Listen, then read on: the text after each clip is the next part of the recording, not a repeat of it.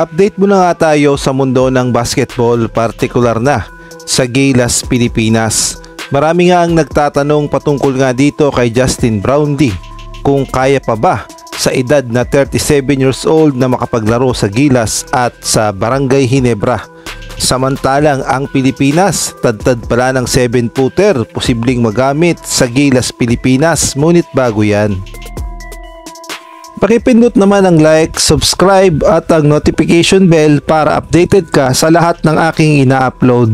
At kung gusto mong magpa-member sa aking channel ay pindutin mo lamang ang join at automatic ka na sa mga shoutout.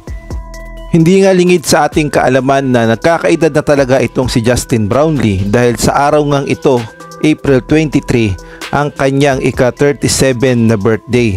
Kaya naman pala isipan sa lahat ng fans ng Gilas Pilipinas at Barangay Ginebra at isa na ring malaking tanong kung kaya pa ba ni Justin Brownlee na buhatin ang Gilas Pilipinas sa FIBA Asia Cup at tulungan ng Barangay Ginebra na makapasok sa finals, partikular na sa Commissioner's Cup at Governor's Cup.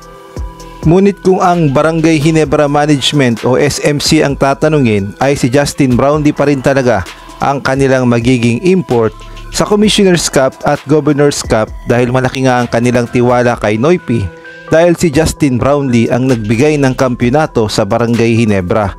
Ngunit hindi talaga may iwasang mag-alala ng mga fans dahil nagkakaedad na raw talaga si Justin Brownlee tapos naging impact pa yung hindi nakakapasok sa finals ang Barangay Ginebra dahil may mga nagsasabi na hindi na raw masabayan ni Noypi itong si RHJ at bukod pa doon yung nangyaring FIBA Qualifiers third window kung saan hindi rin nagustuhan ng ilang fans ang naging performance ni Justin Brownlee. Kaya naman hatingang opinyon, may mga nagsasabi na kailangan mo na raw pagpahingin si Justin Brownlee at kumuha muna ang Barangay Ginebra ng mas batang import upang makapasok na sa finals at may mga nagsasabi din na kailangan na magretiro ni Justin Brownlee as naturalized player ng Gilas Pilipinas at kumuha na lamang daw ng big man dahil yan naman daw talaga ang kailangan ng Gilas na sentro as naturalized. Ngunit kung kayo ang tatanungin, sa tingin nyo, kakayanin pa ba ni Justin Brownlee na muling buhatin ang Barangay Ginebra sa finals at tulungan ang Gilas Pilipinas sa FIBA Asia Cup? Maaari kayong magbigay ng komento sa comment section. Sa ibang balita naman, alam nating lahat na problema talaga sa Gilas Pilipinas Senior ang mga matatangkad na players dahil mas kailangan natin talaga ang legit na sentro upang sabayan ang ating mga makakalaban na pawang tad-tad ng mga big man, partikular na ng mga 7-footers.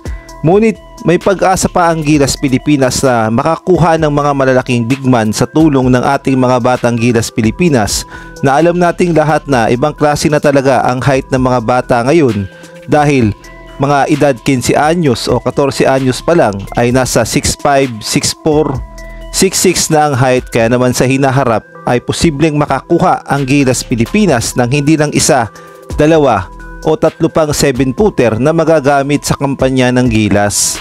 Halimbawa na lamang itong si Tyler Reyes na anak ni JR Reyes.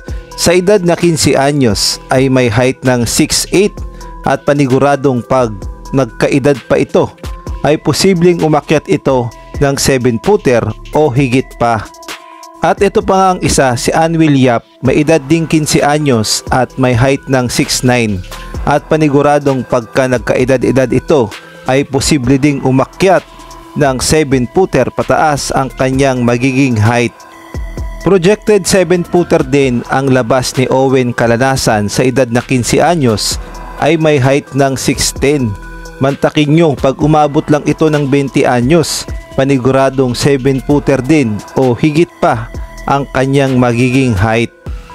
At kahit nga itong si Prince Carreño ay may posibilidad ding umakyat ng 6'11" o 6'10" dahil sa edad niya ngang 15 anyos ay may height na siyang 6'6", kaya naman future is bright talaga para sa Gilas Pilipinas. At sa hinaharap nga ay hindi malayong mapuno ng mga 7-footers ang lineup ng Gilas Pilipinas, kaya naman masasabi nating future is bright talaga sa kampanya ng Gilas sa mga hinaharap pang magiging laban nila sa FIBA Asia Cup at FIBA World Cup at gayon na rin sa Olympics.